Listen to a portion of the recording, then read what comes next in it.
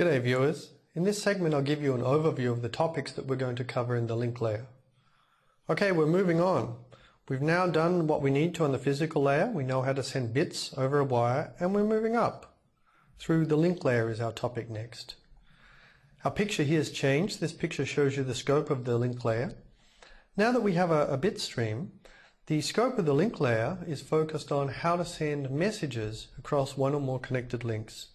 These messages are called frames at the link layer, and so you could also think of them as packets, although frames is the right word, but they're going to have a limited size, and they're going to build on the abilities of the physical layer, so we'll no longer be talking about signals, just bits.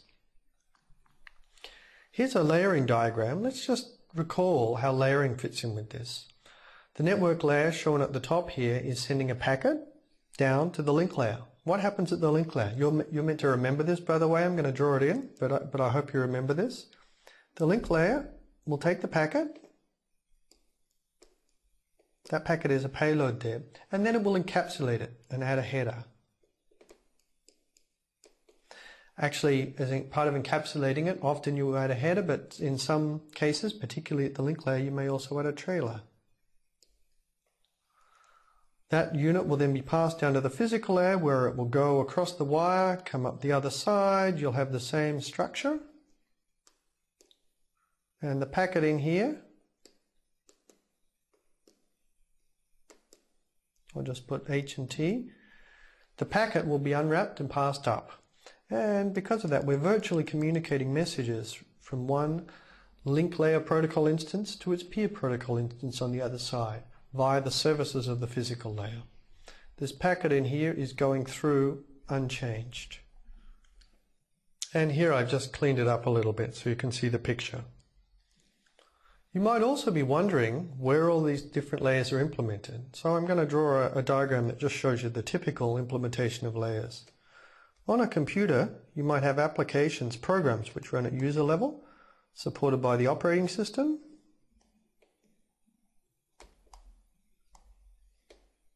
And underneath the operating system is the hardware itself. The applications, here we are implemented typically at user level. They're just programs which run on computers.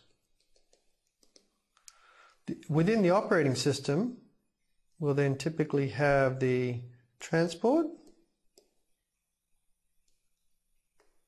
and network layers, and we'll also have some of the link layer. The link layer typically straddles the operating system and hardware. Some of it's implemented in the operating system in the lower part of drivers. Often there's some hardware support for the link layer on a NIC, a network interface card, which is inserted in your machine. And then the physical layer, well, that's hardware at the bottom.